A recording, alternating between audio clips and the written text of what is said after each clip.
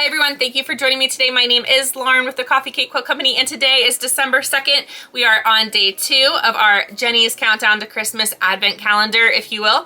She doesn't call it that, but that's what I'm going to call it. Anyway, we are on box number 2. Hopefully you got to see box number 1 yesterday. Ooh, and that reminds me. All right, and just so I can maintain a little bit of my dignity as a quilter and a sewist, can we all agree that there is no hand crank on this sewing machine stencil? All right, definitely threw me for a loop, but it is a sewing machine, if you were wondering. I did ask in my last video. So like I said, today is December 2nd, and we are on box number 2 for our countdown to Christmas. So let's go ahead and open it and see what's inside. This one's a little bit light. Ooh. All right, I see bubble wrap. Can you guys hear that? Oh my gosh, look how cute this is, you guys. It's a little mini iron in Missouri Star colors. They have a little toolkit too that kind of looks like this, the colorway at least. Oh my gosh. So cute, oh my gosh. Look at these little needles that come in here. Can you see that? Little mushroom, an owl, a house, that's a little beetle, and a butterfly. And are these needles, they're kind of, here, maybe they're pins. I don't know, let me see. Let me look at the bottom of them because it's hidden away here for safety. Oh yeah, they're actually pins. Those are so cute. I feel like I don't even want to use them, they're so cute. Can you put that back, baby girl? There's a whole bunch of little goodies in here. How fun is this? This is like a little surprise in itself. All right, so we've got some beads. All right. Okay. Got some more beads. Little pearl type beads. Oh my gosh. This for moisture. Some little jingle bells, how appropriate for the holidays. Those are so cute. Let's see. And they do have a little, you can't see it right now, but they do have the little thing that you can like string things through. All right, we've got these adorable, oh my gosh, now I just want to make like a necklace or something or earrings with these little lights. And they do have a little eyelet that you can string through. We've got these adorable little bows. How cute are these? If you have grandbabies, you could make little bows for your grandchildren. There's a couple of those, let's see. Okay, we've got this little white one. We've got a little red one.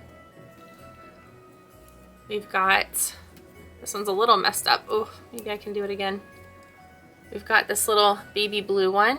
They're hard to see. Okay, a little pink one. We've got a little green one. And then this teal one. Next here we have, let's see, we have 3 chuck beads. These are really hard to see, these little notions, I'm sorry. 3 chuck beads, there's 2 more. Okay, we've got these kind of gems, and they have 2 holes on them, so you can actually string these on something as well.